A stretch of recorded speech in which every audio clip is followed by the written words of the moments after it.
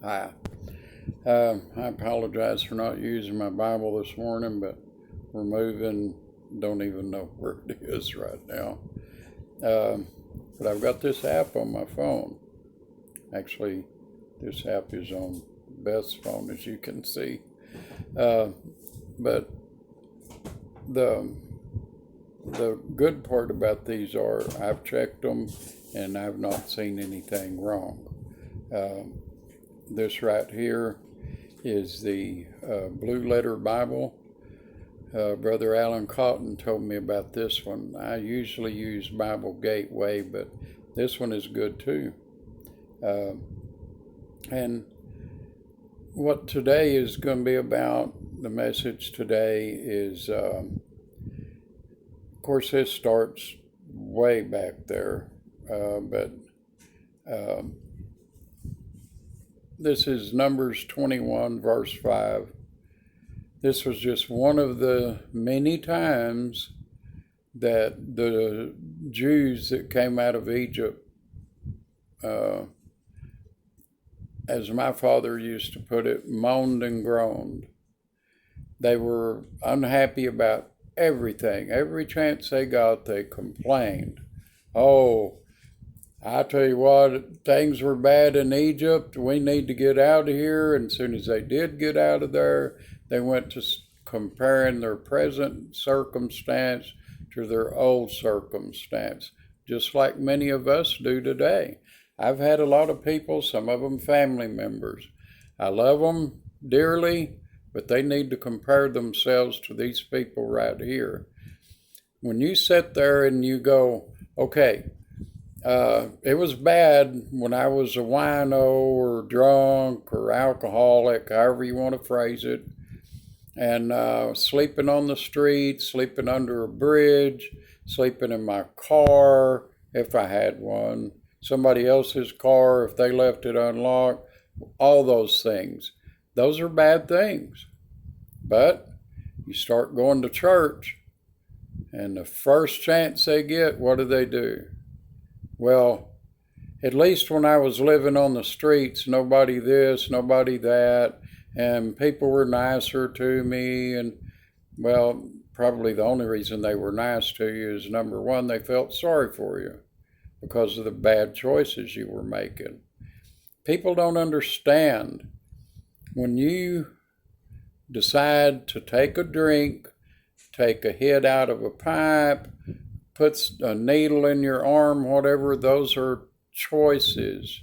You can blame it on everybody else. Oh, I wouldn't have done it except for the sky was blue that day, or the grass looked green, or there was a drought. You can come up with all kinds of excuses, but they're choices. That's all it is. You're making poor choices. And these people, when they got out into the desert, they got away from the Egyptians that were mean to them. They started griping. This is like I say, starting in verse 5 in Numbers 21, and there's a lot of it before and a lot of it after, but this is where this is going to start today. And the people spake against God and against Moses, wherefore have you brought us up out of Egypt to die in the wilderness? For there is no bread, neither is there any water, and our soul loatheth this light bread. And the Lord sent fiery serpents among the people, and they bit the people, and much of Israel, people of Israel, died. Therefore the people came to Moses and said, We have sinned, for we have spoken against the Lord and against thee. Pray unto the Lord that he take away the serpents from us. And Moses prayed for the people. And the Lord said unto Moses, Make thee a fiery serpent, and set it upon a pole, and it shall come to pass that every one that is bitten, when he looketh upon it, shall live. And Moses made a serpent of brass, and put it upon a pole. And it came to pass that if a serpent had bitten any man, when he beheld a serpent of brass, he lived. Now, this is one of those instances where God did things that may not make sense to us, but they work. And they always do. In John chapter 3, Jesus remarked about this. He said, just as the serpent was lifted up in the wilderness, I must be lifted up. When people looked upon this brass serpent, they were healed of snake bites. Now, who does serpent represent? Satan. When Jesus was lifted up, we weren't healed of a snake bite per se, but we were saved from sin. When you look upon the fiery serpent, you get healed of a snake bite. When you look upon Jesus lifted up from the earth, the serpent can no longer harm you, but you have to let him work for you.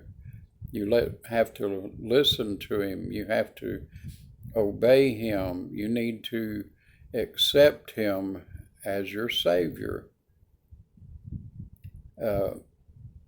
Like say a lot of things that God tells us to do, like the guy go dip in Jordan 7 times and you'll be healed of leprosy, and he thought that was goofy, but it worked. The thing is, we all need to understand one simple thing, and that is, if God tells you to do something, do it. And it will work. It will do what it's intended for.